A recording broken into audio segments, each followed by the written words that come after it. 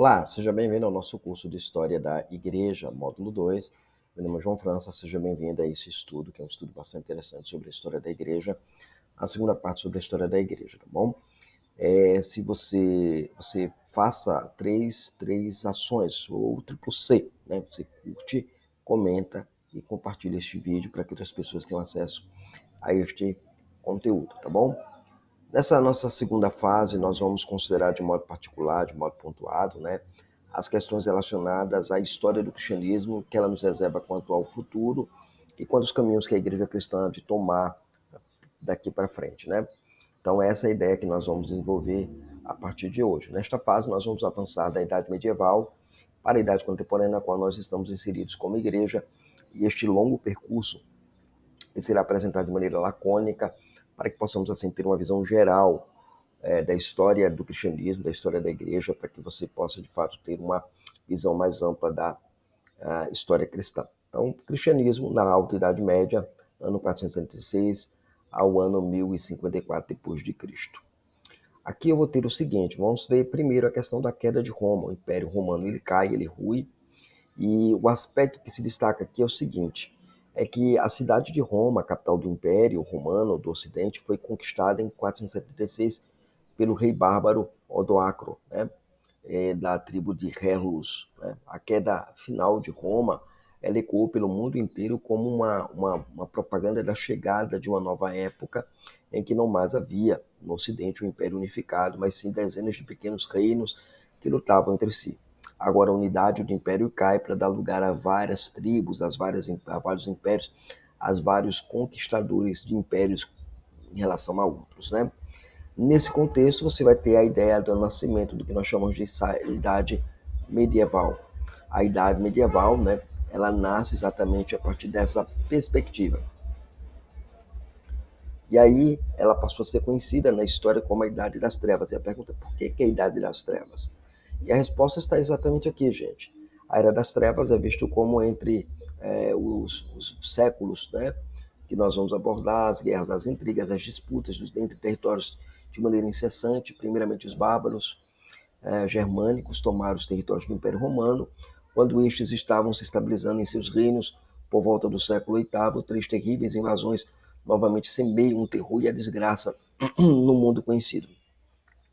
Primeiro o muçulmanismo, né, os muçulmanos ao sul, depois os miágeres, né, os húngaros ao leste, e depois os vikings ao norte.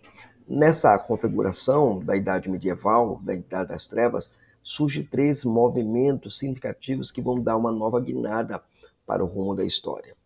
O primeiro processo que acontece é o processo do monasticismo, né? O monasticismo ele consistia numa busca por uma espiritualidade contemplativa. Os cristãos queriam sair desse caos que era a imoralidade presente na Era das Trevas e queria procurar um local de contemplação do divino. Então os montes foram os caminhos onde eles encontraram para criarem monastérios, para poderem estudarem a palavra, contemplar a escritura, contemplar a Deus e a obra da criação. Um outro aspecto que você vai ter é o aspecto do papado. O papado começa a ganhar força a partir desse período medieval da igreja. E aí a busca pela primazia do bispo de Roma torna o papado forte. Lembre que a igreja de Roma estava na capital do império e queria ter a primazia, porque foi ali criada essa igreja. E ela quer se sobressair às demais igrejas e ele, de fato, essa ideia começa a desenvolver o que nós chamamos de sistema papal. E depois o grande cisma que acontece em 1054, que é exatamente a grande divisão que acontece na igreja entre igreja ocidental e igreja oriental. Esse cisma ocorre por causa da cláusula filioque, que é colocada no credo de Niceia e depois do credo de Constantinopla. Nesses dois credos é afirmado que o Espírito Santo procede do Pai e do Filho. E nesse conceito, a igreja ocidental, oriental, ela não aceitava essa ideia. Então você vai ter esses dois ramos, agora uma divisão permanente para a vida da igreja. A igreja como um todo, ela passa a ter essa concepção, ok? Isso é importante. Esse barulho, gente, é a propaganda que tem aqui, passando aqui em frente. Minha sala não é uma sala acústica, né? Seguindo aqui. Chegamos no cristianismo na Baixa Idade Média, que vai do ano de 1054 a 1517, que é quando surge a Reforma Protestante.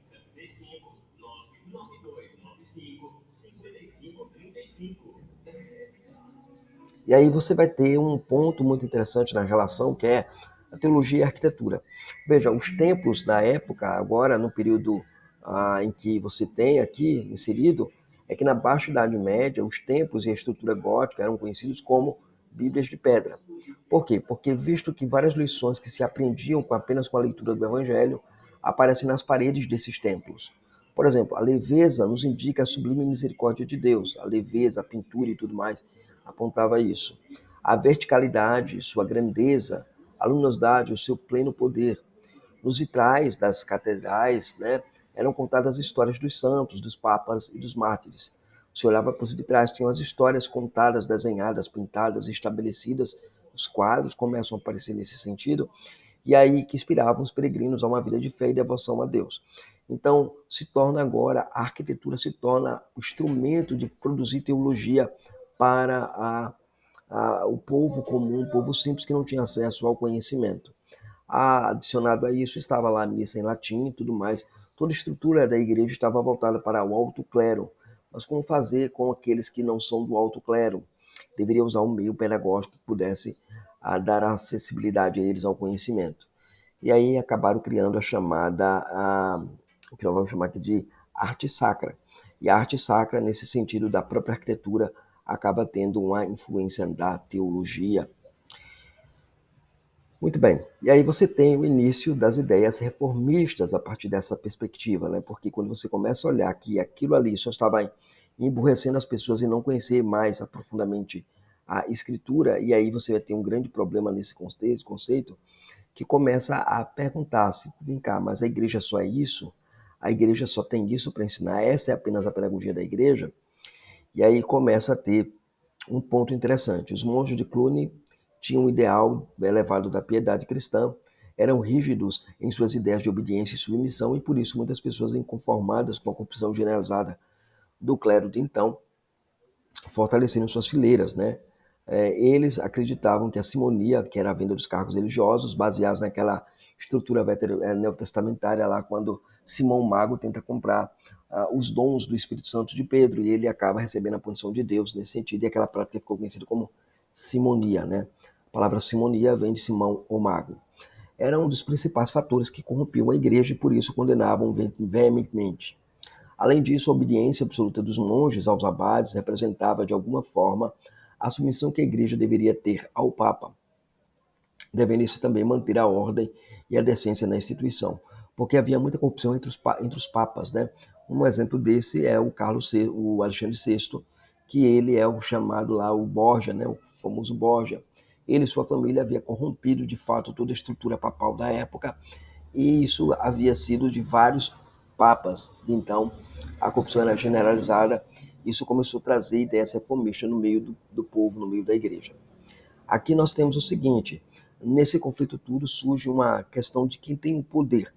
Havia um conflito entre Gregório VII e Henrique IV, que é o conflito chamado de a questão das investiduras, ou seja, quem deveria nomear e indicar os religiosos, o Estado ou a Igreja. Até então, o Estado estava interferindo em colocar padres, sacerdotes, por isso que havia a prática da simonia, né? Então, você ia lá, comprava um cargo, o rei ia lá, colocava a pessoa naquele ofício. Ou, por vezes, a igreja mesmo fazia isso através dos seus cardeais e dos seus bispos.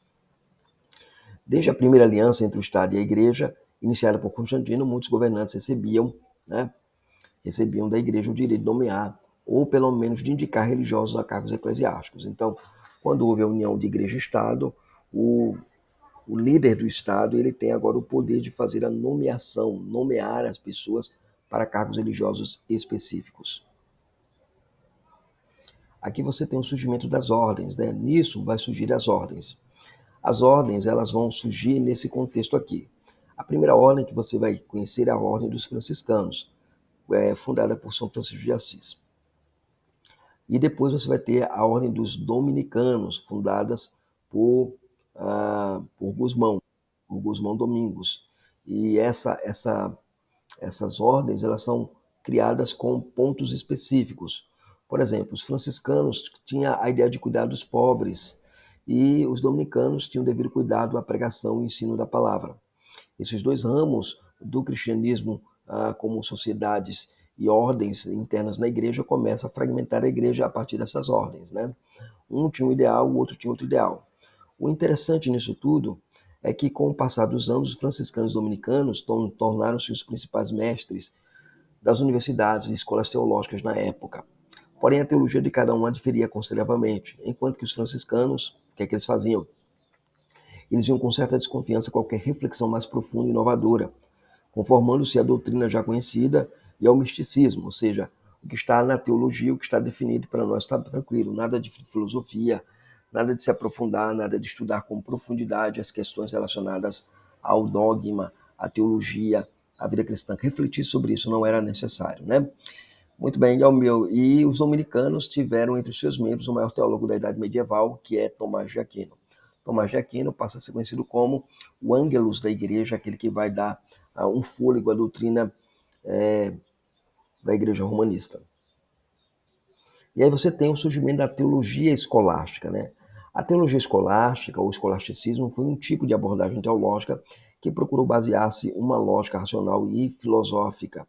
Por isso, para compreendermos melhor este movimento, é necessário salientar alguns fatores, como, por exemplo, a redescoberta da filosofia antiga, que foi o principal, pois as grandes obras da antiguidade clássica foram traduzidas do grego para o árabe e assim sucessivamente, e possibilitando esse novo conhecimento. Esse conhecimento passa a ser algo que a igreja começa a absorver. Então, o retorno à filosofia foi fundamental para o surgimento do escolasticismo medieval. Nomes importantes da escolástica aqui, né? Você vai ter o primeiro nome, o Pedro Abelardo. O Pedro Abelardo, ele tem algo interessante. Depois o Tomás de Aquino, né? No caso do Pedro Abelardo, para Abelardo a eleição era nada mais era do que a suprema prova do amor de Deus, né? A suprema prova do amor de Deus, e por isso não tinha sido uma mera obrigação ou dívida o fato dele realizar a redenção. Quando ele sustentou essa ideia, ele recebeu uma certa oposição de um grande outro homem, Bernardo de Claraval, e Abelardo foi obrigado a se retratar dessa declaração dele.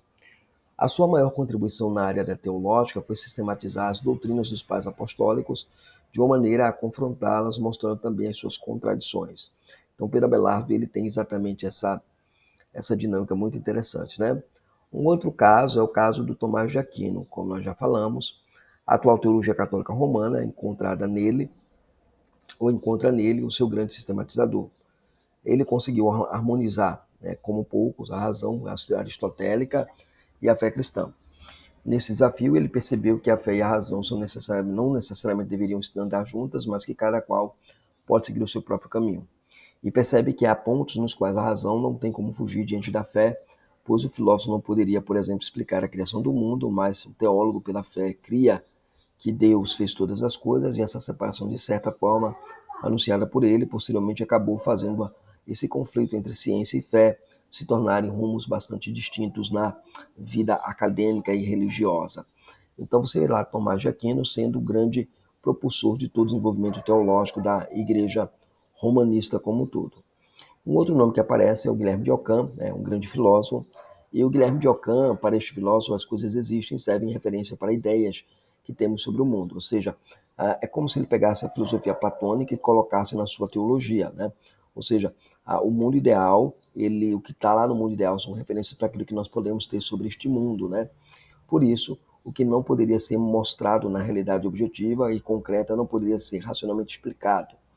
Por isso, os dogmas da igreja só deveriam ser aceitos pela sua autoridade e não pela sua racionalidade. Então, Guilherme de Ockham diz assim, a racionalidade ela não é tão importante, mas o importante é a fé. Então, eu creio, né, eu creio para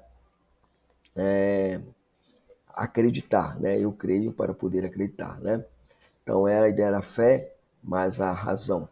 O outro tem o fundamento da minha razão para poder crer. Então, são duas coisas que vão entrar no debate medieval aí na escolástica.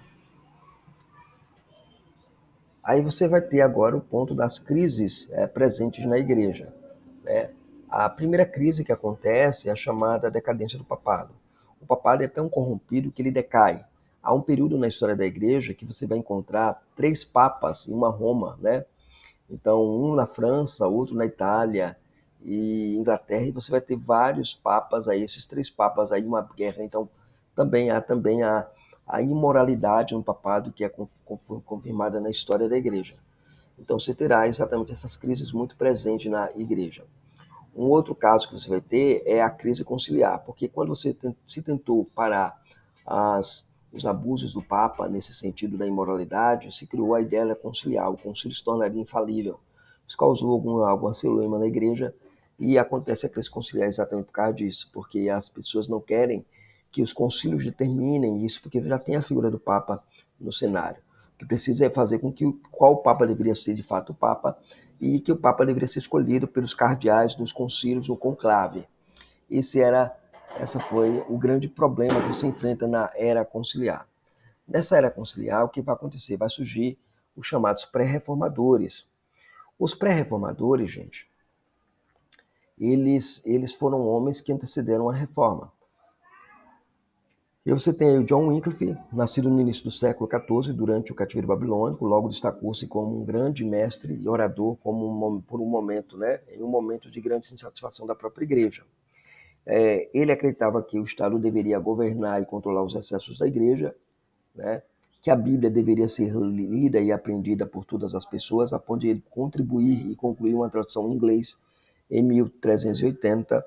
A sua ênfase na autoridade da Bíblia e a sua discrepância, né, com a corrupção da igreja, o motivaram a afirmar que o Papa era o próprio anticristo, o papado é o anticristo, e seus seguidores, chamados Lollardos, na Inglaterra, organizaram-se em grupos de pregadores itinerantes, levaram essas ideias dele por toda a Inglaterra. Mas aí também um outro seguidor dele, de Wycliffe, é um homem chamado Jan Hus. Ele é da Boêmia, atual República Tcheca, em 1370, né? Em sua juventude, estudou na Universidade de Praga, onde formou-se em teologia. Na universidade, entrou em contato com as obras do grande mestre inglês, no caso Wycliffe, e passou a pregar os princípios semelhantes por toda a região da época, com grande popularidade. Ele foi condenado à morte na fogueira em 1415. Conta-se que quando ele estava na fogueira, ele orou e clamou: Senhor, abre os olhos do rei. Mas os hussitas, assim como os Lollardos e antes os valdenses, que foram muito perseguidos também os valdenses, passaram a pregar suas doutrinas, apesar da intensa perseguição que sofreram. Então você tem aí, no caso, os pré-reformadores. E aí chegamos ao chamado cristianismo dos reformadores, tá? Vai de 1517 a 1648. Aqui eu vou ter Lutero, o personagem Lutero. Lutero, como um todo, ele é destinado ao direito pelo pai. O pai quer que ele seja um aluno de direito, mas aí ele torna-se um padre, né? Ele foge de uma tempestade e ele acaba se refugiando num convento. Ele promete dedicar-se a Deus. Ele faz um exegese de Romanos, né? Na sua série de exegese de Romanos, ele olha para Romanos 1, versos 16 e 17, e estabelece, e ele vê a doutrina da justificação pela fé somente. E daí decorre as 95 teses, onde ele chama o conflito da igreja para entender, a guia para o debate, para compreender essa doutrina. Né? É bem interessante esse passo. E aí o que a gente vai ter? A reforma luterana. Acontece lá em 31 de outubro de 1517. Calvino. O João Calvino, ele foi destinado ao sacerdócio. Primeiramente, o pai dele queria que ele fosse um padre, né? E ele se dedicou, estudou para ser padre, de fato, né? Passado o tempo, o pai briga lá com o bispo da cidade de Noyon, né? E obriga que o filho saia da ordem de sacerdotal e vá para estudar o direito. Ele obedece ao pai, ele vai estudar direito. Passado um tempo, o próprio Calvino ele busca refugiar-se em Genebra quando ele abraça as ideias da reforma. Ele vai para Genebra encontrar um local tranquilo, sossegado para estudar e viver. E aí ele é desafiado por um homem chamado Guilherme Farel a continuar em Genebra. E ele fica em Genebra durante muito tempo. Ele lidera a reforma naquela cidade. Só que a sua reforma ela é tão dura e tão severa para alguns que ele é expulso de Genebra, né? Ele é expulso de Genebra. Mas então a igreja entra, de fato, numa crise tão grande que os líderes de Genebra clamam para que ele volte de Estrasburgo, para onde ele foi, depois de Genebra, e ele voltasse para Genebra para poder continuar a reforma lá. E é o que ele faz e termina os seus dias em Genebra, ok? No dia 27 de maio, né, de 1564, ele morre, né? Lembrando que ele nasce no dia 10 de março de 1509, né? Então, você vai ter aí um homem que era dedicado à palavra de Deus e ao Evangelho, e ele morre nessa cidade de Genebra. Ele é de origem francesa, né? E aí ele publica as Institutos da Religião Cristã, que é o opus magnum dele, por assim dizer, e vários comentários de praticamente toda a Bíblia. Ele comenta toda a Bíblia, ele é chamado de o exegeta da Reforma Protestante. Muito bem, deixa eu voltar aqui, gente. Deixa eu voltar aqui. E aí eu vou ter os reformados, né? A Reforma Suíça, o movimento reformado, acontece aqui. Os líderes principais desse movimento reformado, você vai ter Ulrich Zwingli, em Zurique, João Calvino, em Genebra. A ênfase desse grupo é a ênfase na soberania de Deus, origens das igrejas reformadas ou presbiterianas. É assim que nós temos. Peraí, tá? A bateria está descarregando. Deixa eu colocar aqui pra gente. Vou ligar aqui a bateria, tá?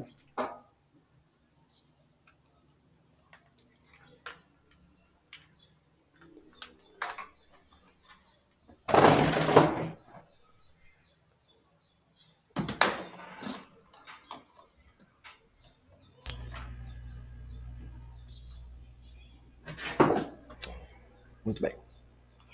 Então a gente tem aí as origens das igrejas presbiterianas e reformadas são aqui, né? A extensão dessa posição teológica, né? A visão reformada, né, da teologia, ela alcança os países como a Suíça, a Alemanha, a França, os Países Baixos, né? Que é a atual Holanda, né? Eu, eu e as Ilhas Britânicas. Então, os reformados eles acabam sendo isso, né?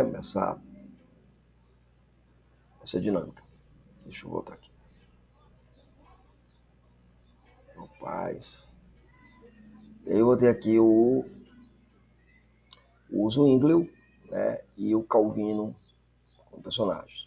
Também há um outro movimento chamado movimento anabatista, né, que é fruto da reforma de Zurique, que são chamados os irmãos suíços, né.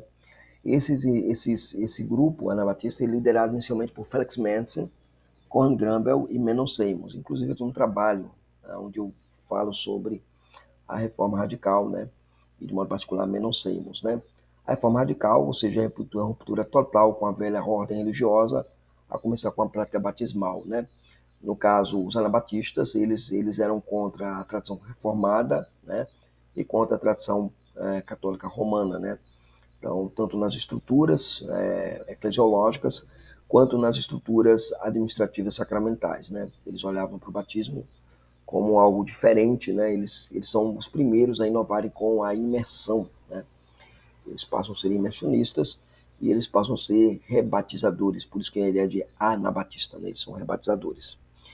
E eles estavam presentes na Suíça, na Áustria, no Vale do Reno e também nos Países Baixos.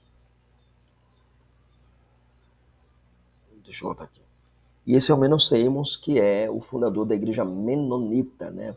É o cara mais articulador que tem dentro da tradição menonita. É um dos poucos teólogos firmes e diria assim que produziu alguma coisa significativa do movimento anabatista.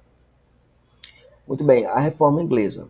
Chegamos na reforma inglesa e nessa reforma inglesa eu vou trabalhar aqui com vocês alguns aspectos.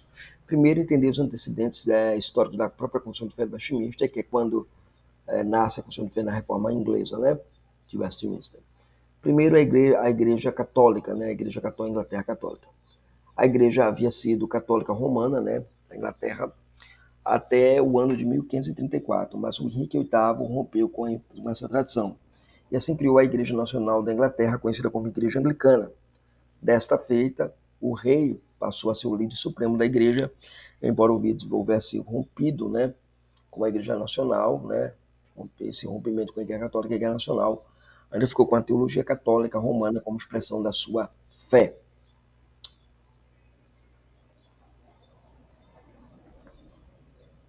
No ano de 1547, morre Henrique VIII e sobe ao trono seu filho Eduardo VI, que tinha apenas 9 anos de idade.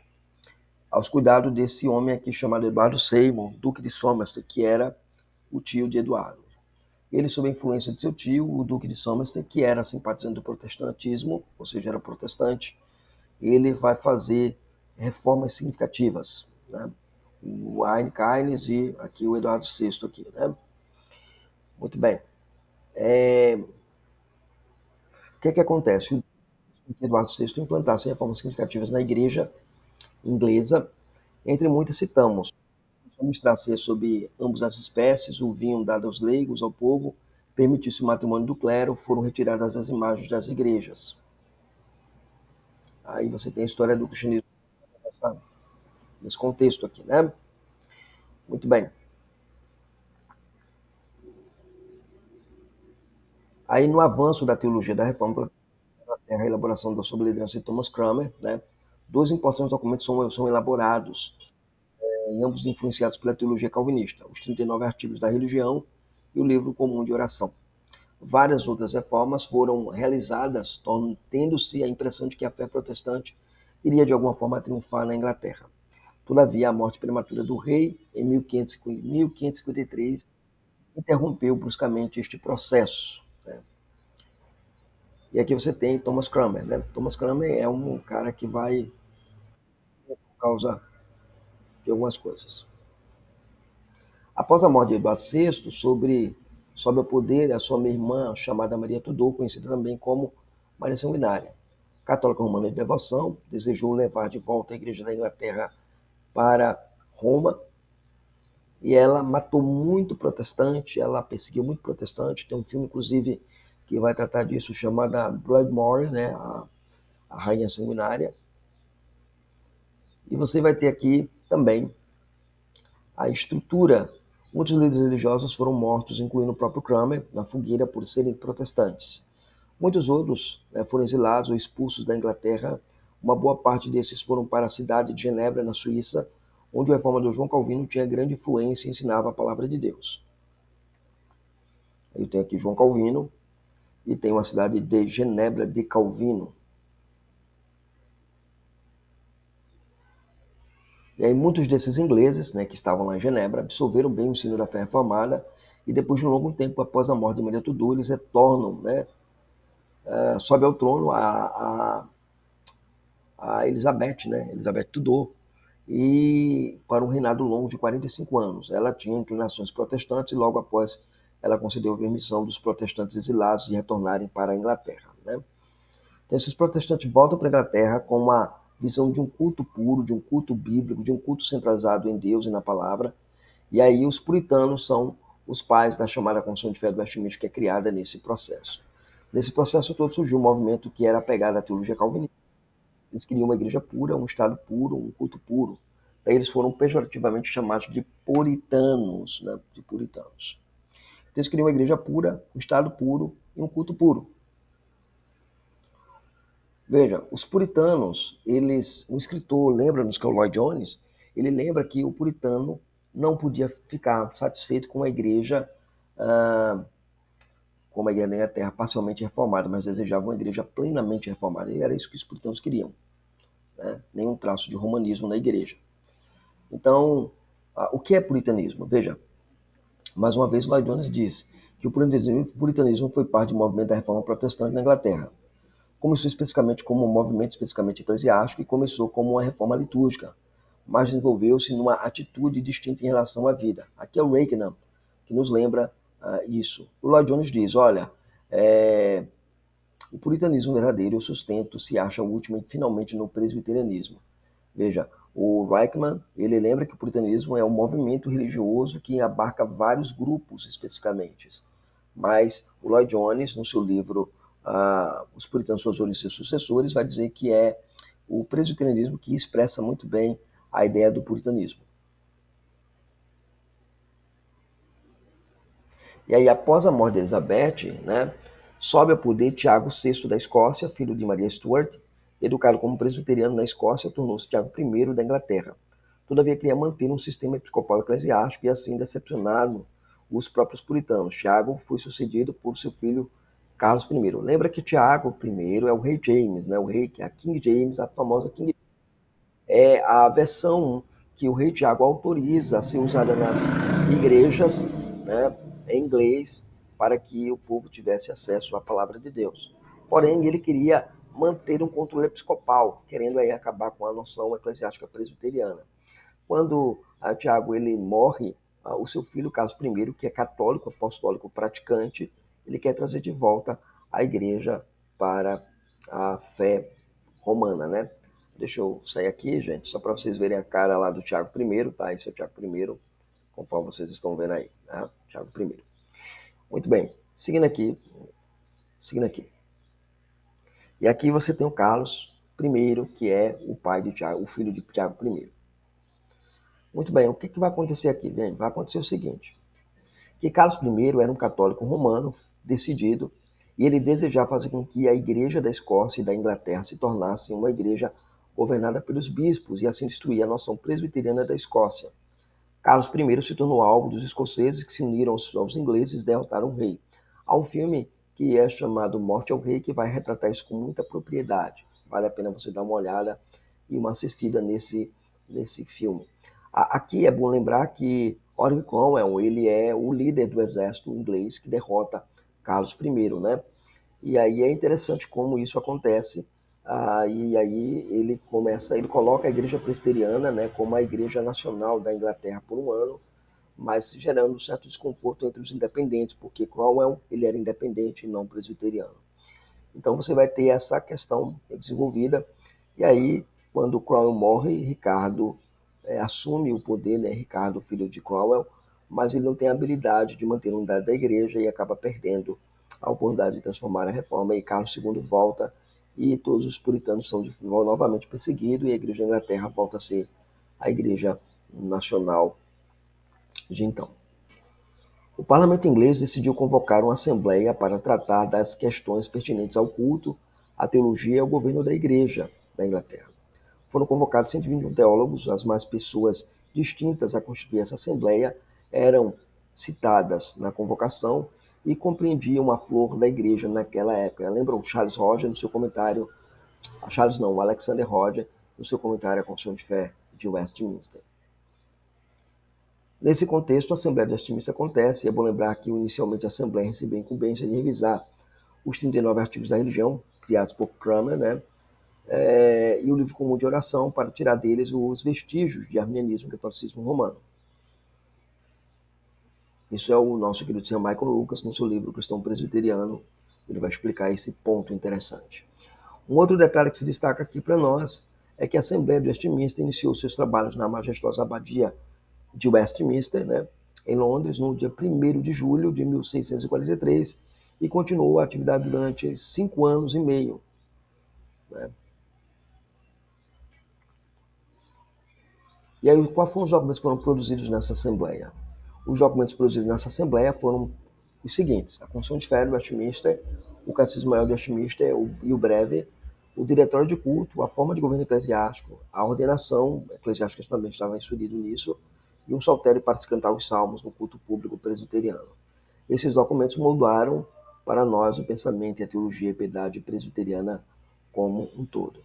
Então aqui nós temos o conceito básico de uma confessionalidade estabelecida. O que vai acontecer agora? Vai acontecer a chamada contra-reforma, né? Deixa eu voltar aqui, né? Contra-reforma. Então, na contra-reforma, eu vou ter os seguintes pontos, né? Ela começa, por exemplo, na Espanha, na Itália, Espanha e Portugal. É reação da difusão do protestantismo espalhado no mundo e para conter o avanço, em 1537, a Companhia de Jesus é criada. Inácio Loyola, Inácio Lopes de Recalde, né, que é o principal promotor do movimento contra a reforma, eles vão criar os chamados Soldados de Cristo, que é uma brigada militar humanista. Eles vão trabalhar a ideia de viver na pobreza, né, converter os fiéis a qualquer custo, trabalhar para a salvação das almas e também estimular a obediência ao Papa, né? atuaram nas áreas protestantes da América a difundir a fé e evitar o protestantismo. E eles foram muito bem quando eles implantaram um sistema educacional baseado no Trivium e no Quadrium, né? Então eles vão ter essa ideia aqui bem desenvolvida. Vamos lá. Aqui você vai ter também atuaram também nas áreas protestantes na América para difundir e evitar o protestantismo na educação, né? Nós vimos isso. Também a gente é retornado o Tribunal do Santo Ofício em 1542. O Papa Paulo III restaura a Inquisição, né? Ou seja, a Inquisição havia sido parada quando a Igreja ela assume, né, o status de religião oficial, então ela suspende isso, mas ela volta de novo a vigiar e punir os que apresentavam desvio da fé católica, né? E aí você tem os judeus, os protestantes e tudo mais, os valdenses foram muito perseguidos também. E o Papa Paulo IV, ele apresenta a maior severidade no uso da Inquisição, na Itália e na Espanha. A censura sobre a liberdade de pensamento também é colocada aí nessa estrutura aqui, né? Então você vai ter é, essa, essa dinâmica da Contra-Reforma que acontece. Aqui você tem os instrumentos básicos da Inquisição que eram usados, né? Então a fogueira, a tortura de você queimar os pés do indivíduo quando ele está preso, né? E a tortura de esticar, estalar e quebrar os ossos. Então você vai ter que era um show de na praça pública e a tortura ela estava exatamente vinculada a colocar pedras no chão, carvão, né, por assim dizer, para que as pessoas pisassem no carvão e até então, se a pessoa não confessasse, era queimado em praça pública. Aí depois você vai ter lá o chamado Concílio de Trento, né? Os papas reformistas, como nós conhecemos, eles vão querer reformar a Igreja Católica, trazer de volta a tradição e excluir os excessos que há na Igreja. Os papas reformistas, você tem Paulo III, Paulo IV, Júlio III, Pio V, Xisto IV. As decisões sobre dogmas e disciplinas são bem estabelecidas. A ortodoxia, ou seja, aquilo que são os dogmas, a doutrina correta, os dogmas estabelecidos. A praxis, os erros na disciplina, ou seja, precisamos corrigir os nossos erros e trazer de fato a disciplina de maneira muito clara. A Bíblia ela é colocada lado a lado com a tradição, ou seja, através da questão papal, né? Então a tradição é estabelecida e o magistério da igreja é assegurado nesse sentido. Então, se houver divergência entre a Bíblia e a tradição, o que prevalece nesse conceito é a tradição.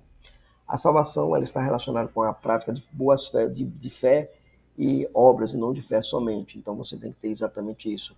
Se estabelece também os 7 sacramentos, além do batismo e da Santa Ceia, mais 5 são adicionados.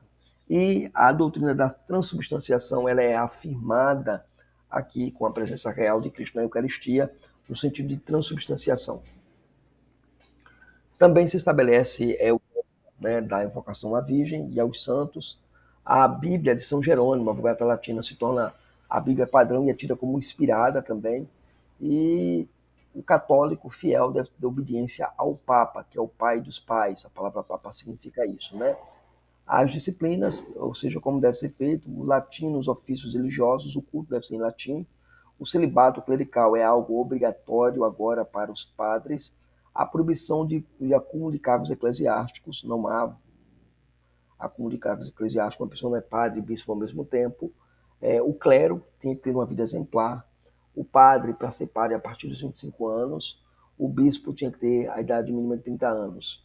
A criação de seminários para instruir esse povo e as paróquias tinham que entregar ensino elementar gratuito, que até então era cobrado, apenas a alta corte que poderia fazer isso. Isso era maneira de conter o avanço da reforma, tá, gente?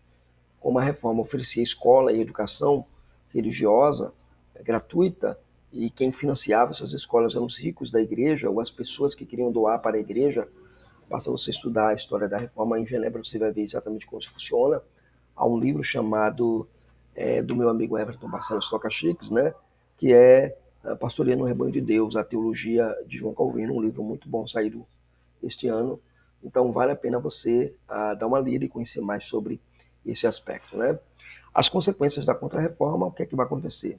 Há uma desaceleração das transformações do renascimento cultural, né? Não há mais. A ascensão da arte barroca acaba fazendo isso. A evasão dos burgueses de alguns países, há uma crise econômica, porque quando o catolicismo ele começa a interferir nas relações estatais, você acaba enfraquecendo a nova burguesia, que é a classe econômica da época, eles saem daqueles países e vão procurar países protestantes para, de fato, prosperarem. Haja vista, por exemplo, um exemplo clássico aqui, você vai ter lá dos holandeses do nosso país, né? Eles saem e vão para países protestantes porque eles não têm como produzir, são perseguidos pela sua fé aqui. O enfraquecimento do poder político da Igreja Católica também se estabelece aí, né? Porque você começa a ver uma ruptura entre Igreja e Estado bem nítida nesse sentido, e o fortalecimento de ideais burgueses, especialmente no calvinismo, né? Então, os ideais burgueses acabam crescendo nessa contra-reforma porque percebem que os reformados estavam certos quando denunciavam os abusos da igreja. A igreja estava tentando colocar um mascaramento, um melhoramento da coisa para poder ver se consegue dar uma guinada e resgatar os fiéis que haviam perdido. Também o aumento dos reis protestantes nos países, né? O aumento do poder real para defender a igreja, ou seja, dos países católicos. Então, o poder real se levanta para ver defesa, né? Então, há guerras entre protestantes e católicos mais incisivas. A difusão e instrução religiosa, pois os protestantes passaram a ler a Bíblia. Então, a Bíblia ela passou a ser um livro agora comercializado, colocado à clara para as pessoas, e as pessoas tinham agora acesso às escrituras. Há um estímulo de a participação dos fiéis nos cultos religiosos, né? Nesse sentido aí o catolicismo começa a estimular isso, e a origem de conflitos entre católicos e protestantes, como por exemplo a famosa Noite de São Bartolomeu e a Guerra dos 30 Anos, né? São conflitos que vão acontecer entre protestantes e católicos para ver quem domina determinado país ou cidade. E o resumo que eu posso colocar aqui para vocês você entender a Igreja Católica, o livro sagrado, a Bíblia, é a fonte de fé, mas devida a ser interpretada pelos padres e a Igreja. A tradição católica também é uma fonte de fé, e assim como o magistério da Igreja, e por isso trabalha no processo de interpretação. A salvação humana ela é pela fé e pelas obras. Os sacramentos são 7: batismo, crisma, eucaristia, matrimônio, penitência, ordem, extremunção. O rito religioso, a missa, é o solene latim. E principais áreas de influência na Europa seria Espanha, Portugal, Itália, sul da Alemanha, a maioria da França e a maioria da Irlanda, né? Depois a Irlanda fica dividida, a Irlanda do Norte e a Irlanda do Sul, né? Com a chegada dos presbiterianos lá. A luterana, você vai ter lá a Bíblia, a única fonte de fé, permite-se o seu livre exame, a salvação é pela fé somente, são 2 sacramentos, batismo e eucaristia, o rito religioso, culto simples, com liturgia, com o uso de liturgias nacionais, presente na Alemanha, na Dinamarca, na Noruega, Suécia e Finlândia. A calvinista, e aí abarca várias igrejas, tá? Presbiterianas, congregacionais, batistas e por aí vai. A calvinista envolve a Bíblia, é a única fonte de fé e permite-se o livre exame também da Bíblia. A salvação pela fé e graça de Deus, a predestinação, as boas obras eram vistas como consciência da salvação. Os sacramentos são 2 também, batismo e eucaristia. O culto bem simples, com o uso das línguas nacionais, estão presentes nos seguintes países: Suíça, Países Baixos, parte da França, os huguenotes, na Inglaterra, os puritanos, na Escócia, os presbiterianos, né? A igreja anglicana, você vai ter lá a Bíblia, é a fonte principal da fé, devia ser interpretada pela igreja, ou seja, pela tradição, permite-se o seu livre exame, que é através da razão. A salvação ela é pela fé e graça de Deus, a predestinação é presente nesse contexto, né? As boas obras eram vistas como consequência da salvação. Para o anglicano, o batismo e a Eucaristia foram os 2 sacramentos instituídos pelo próprio Senhor Jesus Cristo. Os demais ritos, né, sacramentais da igreja são também aceitos, apesar de não serem sido instituídos pelo Senhor Jesus, mas são reconhecidos por serem, em parte, estados de vidas aprovados nas Escrituras, como confirmação, penitências, ordens, matrimônio e unção dos enfermos.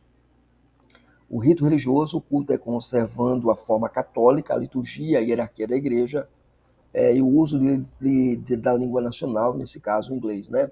E a área principal predominante é na Inglaterra. Em outros países há anglicanismo, mas aqui a gente olhando do ponto de vista da história, ok? Essa foi a nossa aula, Deus abençoe você, estenda a graça de Deus sobre sua vida. Se você gostou desse conteúdo, te inscreve, compartilha e curte o nosso conteúdo. Deus abençoe. Nos vemos na nossa próxima aula, para a glória do Senhor.